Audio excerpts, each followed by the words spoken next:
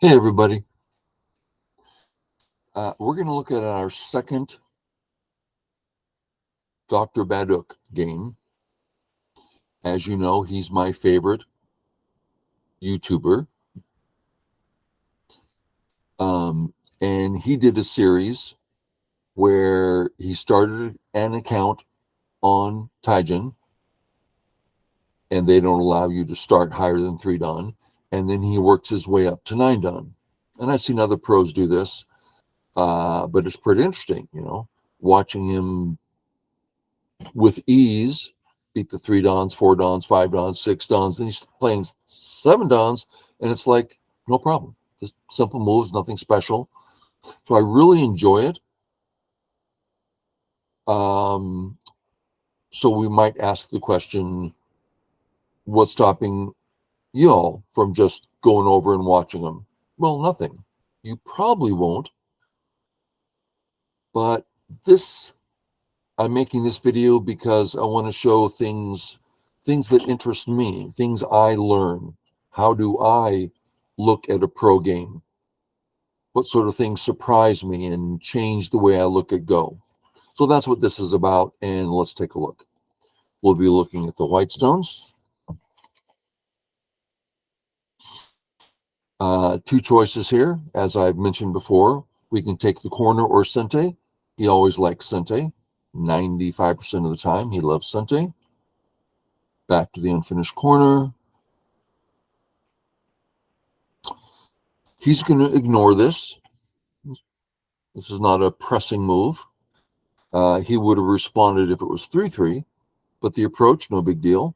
So he plays his own Sente. Wants to keep Sente, so he chooses this direction. Black plays inappropriately. Makes a Gote wall. So white is going to start negating it. Here's the first move that surprised me. I would never play this move because it's early. Far from home, and black can mess with it.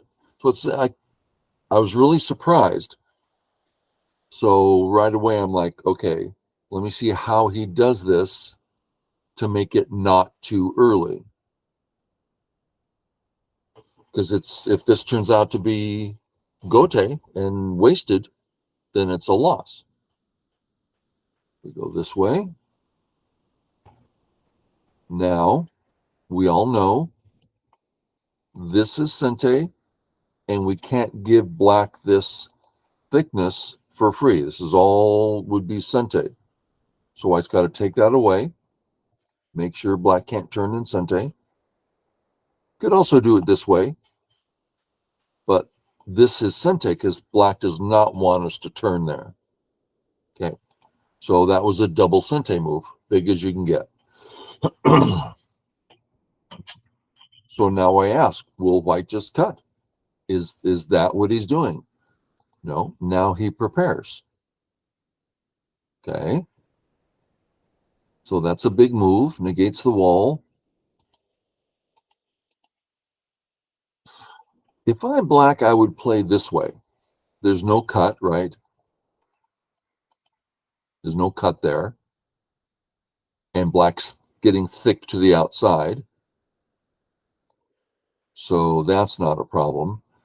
But black plays really low, saying, I'm just going to settle on the right, taking away white's points.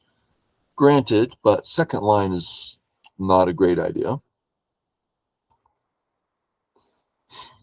White starts using the stone that's going to cut, threatening to disconnect. Save the cut with shape. Black plays Gote, which would, if he's going to play that move, it's much better on this side. That's where the points are and the attack is. This black move does not attack. It's not Sente. And now white gets the points and stability. So that's a big plus.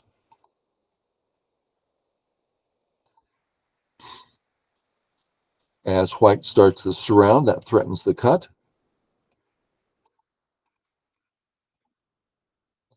and now black feels the need to fix.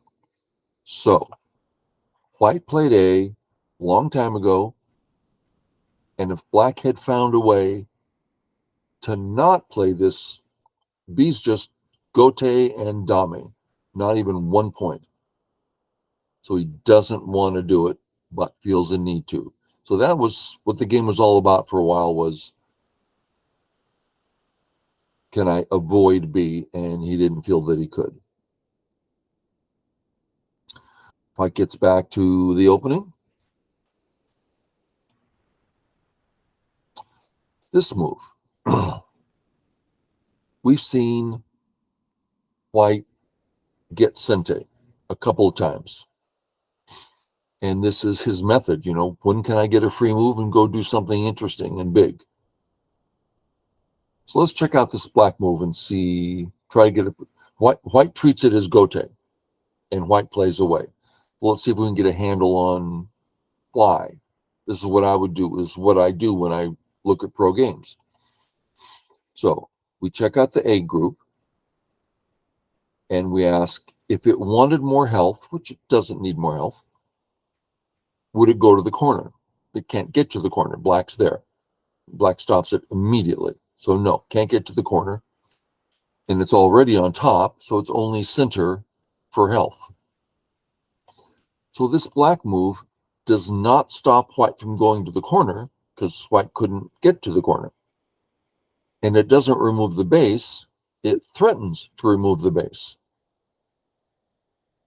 So yeah, it bothers white, but not a lot. So white has sente. So I try to get a handle on this in my mind and say, okay, I want to adopt that in my game. Take sente when I can. So kick and pinch. So white gets to play in the big bottom area in an aggressive attacking way. Pretty big.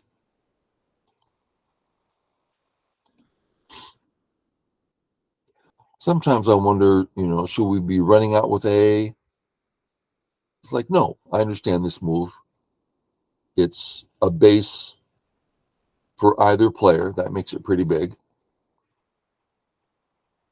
And really attacks well. Here, I would be tempted to play away. I would wonder, why is white playing there when it's not necessarily that big, nor is it necessarily sente, but we'll see in a minute why it's particularly valuable. And it has to do with, you see black's got 2 cuts here. So it maintains a weakness, which white will use soon. Black comes up.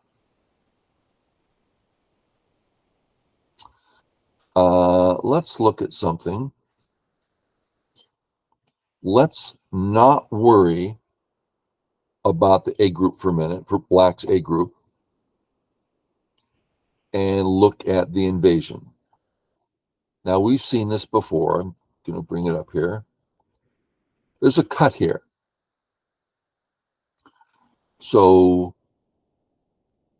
depending on what's going on the outside, black might cut immediately or threaten to live, which gains a lot of liberties. And if white tries to kill, then often, depending on what's going on the outside, the cut is very meaningful. Okay. So if black plays this sort of move, we tend to see this response because it saves the cut, which makes the 3-3, makes the corner whites. Okay. And we also might see it here. This also saves the cut. But in this case, black's threatening, not only is the 3-3 open, now the knight's move is exposed. And the surround is available. So right away, I'm like, okay, what's white going to do? Is white going to play this? I'm not sure that quite settles things. Is white going to play this way? That cleans it up. What's white going to do? I got to say, this surprised me. When it comes to the corner, totally does the job. So that easily understandable. But it totally hurts the two white stones on the bottom. I'm like, why would you do that? Why would you hurt yourself when there's other ways of taking the corner? And this is when I started to see his picture. We're looking at these two weaknesses and the gap, right? That's 4 weaknesses. And black's A group, let me make it an A, is very heavy, and it's got a knight's move, which is cuttable. So we look at all those weaknesses, and that suggests that the B group, not so weak. Okay. Now, I understand all that, but I still would never have hurt my B group by playing C. I mean, that just takes the base right away. But then white plays this. That's relatively slow, but it is thick and strong and starts threatening the group. Okay. So I start trying to adopt this in my mind. I try to see the balance. Okay, onward. Black's fixing his weakness and starts the attack. Okay, this is what I would be concerned about. I assume white's going to just run out. Yep, white runs out. Thicken up a little bit. So watch this. Get out. We're over here for a while. I understand this move. I'm a little concerned about white being heavy.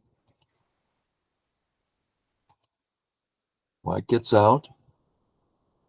A big move, to be sure. Kind of gote, though. Notice this black move is not defense and it's not attack. It is points times 2. That is to say, if white plays on the left, white gets the points. If black plays on the left, black gets the points. But it's not a lot of points. It's kind of a one-purpose move that allows white to start in. Okay, threaten the one weakness. Threaten the remaining gap. And then fix. And all of a sudden, the A group is out, strong, and there's a big center area. And the 3 little B stones are doing just fine. So I like seeing that all come together. Something I learned from.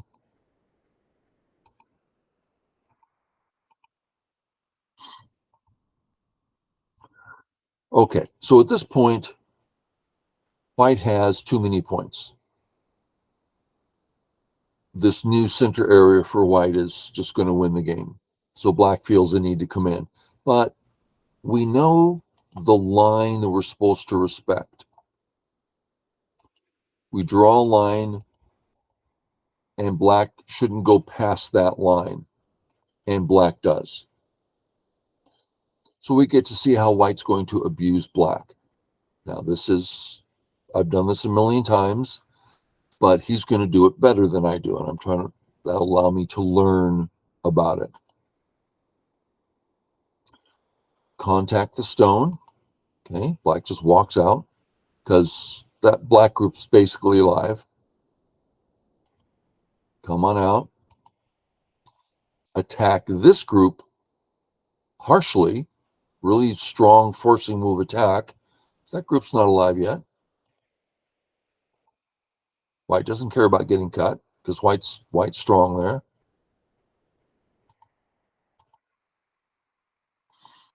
And start attacking the bottom. Well, black's behind enemy lines without eyes, so he gets out, and he gets out. Okay, black is out. Yeah, but now this black group over here is pitiful. and that ends the game, right? Try to get out, stop them from getting out, and we just do our deal here.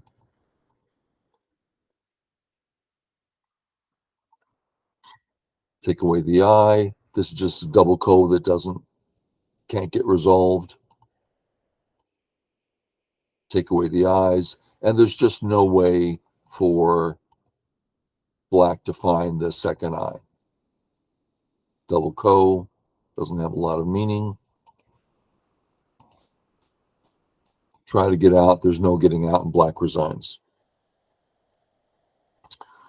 Okay, so I would love for y'all to enjoy watching pro games and to try to get a handle on how they're thinking, how their perspective, you can adopt their perspective. So that's why I'm doing this, sharing my pleasure in it. Okay, guys, hope it was meaningful. Catch y'all later.